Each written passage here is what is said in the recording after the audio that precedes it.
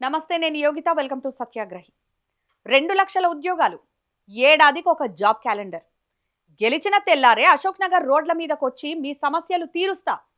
ఇవన్నీ ఎన్నికల సమయంలో మీరు విన్న సౌండ్ ట్రాక్సే కదా. సరిగ్గా 2 ఏళ్ల క్రితం ఇదే డైలాగులతో తెలంగాణ నిరుద్యోగుల ఓట్లను కొల్లగొట్టారు రేవంత్ రెడ్డి. మరి ఇప్పుడు సీన్ ఏంటో తెలుసా? అదే నిరుద్యోగులు అశోక్ నగర్లో రోడ్డెక్కితే లాఠీ దెబ్బలతో వాళ్ల వీపు విమానం మోత మోగిస్తున్నారు.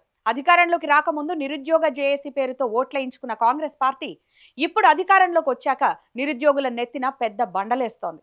తాజాగా పోలీస్ రిక్రూట్మెంట్ బోర్డు విడుదల చేసిన నోటిఫికేషనే ఇందుకు పరాకాష్ట. ఆర్టీఐ లెక్కల ప్రకారమే పోలీస్ శాఖలో 20,000కు పైగా ఖాళీలుంటే ప్రభుత్వం మాత్రం కేవలం 7,437 పోస్టులతో సరిపెట్టింది. ఇదేం లెక్క? ఏఐజీ లెక్కలా లేక మీ రాజకీయ లబ్ధి లెక్కలా?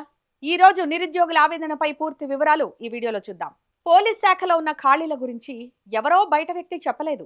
సాక్షాత్తు డీజీపీ స్థాయి అధికారే రాష్ట్రంలో 19,000కు పైగా ఖాళీలున్నాయని కుండ బద్దలు కొట్టి చెప్పారు. గతంలో ప్రతిపక్షంలో ఉన్నప్పుడు ఇదే రేవంత్ రెడ్డి మేము అధికారంలోకి రాగానే ఒక్క కలం పోటుతో లక్షల ఉద్యోగాలు ఇస్తాం అని పెద్ద పెద్ద డైలాగులు పేల్చారు.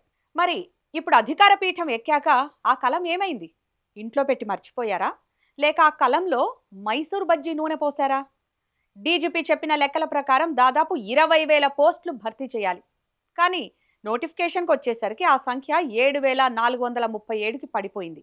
అంటే మిగతా 13,000 పోస్టులు గాల్లో కలిసిపోయాయా లేక వాటిని నెక్స్ట్ ఎలక్షన్స్ కోసం దాచుకుంటున్నారా అని నిరుద్యోగులు ప్రశ్నిస్తున్నారు.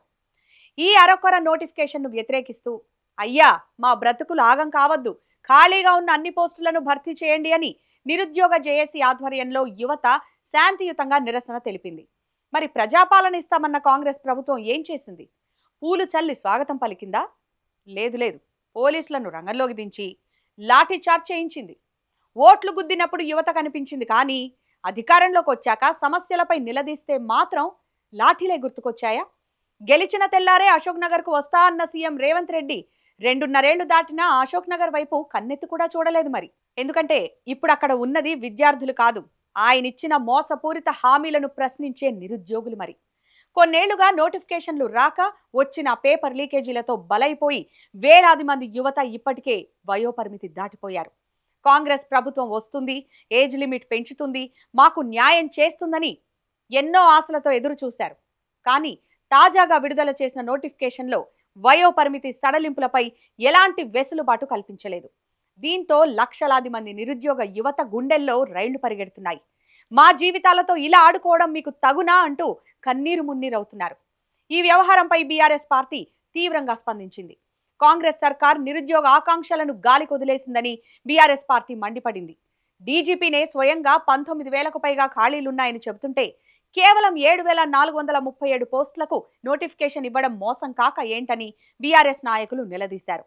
అలాగే బీఆర్ఎస్ వర్కింగ్ ప్రెసిడెంట్ కేటీఆర్ నిరుద్యోగుల పోరాటానికి సంపూర్ణ మద్దతు ప్రకటించారు. నిరుద్యోగులపై లాఠీచార్జ్ చేయడాన్ని తీవ్రంగా ఖండించారు. కాంగ్రెస్ ప్రభుత్వం తన అనాలోచిత విధానాలను మార్చుకోకపోతే బీఆర్ఎస్ ఆధ్వర్యంలో రాష్ట్ర వ్యాప్తంగా పెద్ద ఎత్తున ఉద్యమిస్తామని హెచ్చరించారు. బీఆర్ఎస్ ప్రధాన డిమాండ్లు ఇవే. వెంటనే ఈ నామమాత్రపు నోటిఫికేషన్ను సరిదిద్దాలి. అదనంగా మరో 13,000 ఖాళీలను కలుపుకొని మొత్తం 20,000 పోస్టులతో ఆగస్టు 15 లోపు సవరించిన నోటిఫికేషన్ విడుదల చేయాలి. కానిస్టేబుల్ అభ్యర్థుల గరిష్ట వయోపరిమితిని 36 ఏళ్లకు, ఎస్ఐ అభ్యర్థులకు 37 ఏళ్లకు పెంచాలి. నిరుద్యోగుల ఆందోళనలపై పోలీసులు పెట్టిన అక్రమ కేసులను తక్షణమే ఎత్తివేయాలి.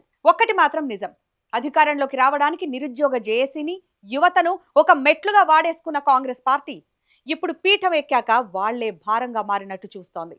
నిరుద్యోగుల సహనాన్ని పరీక్షించకండి.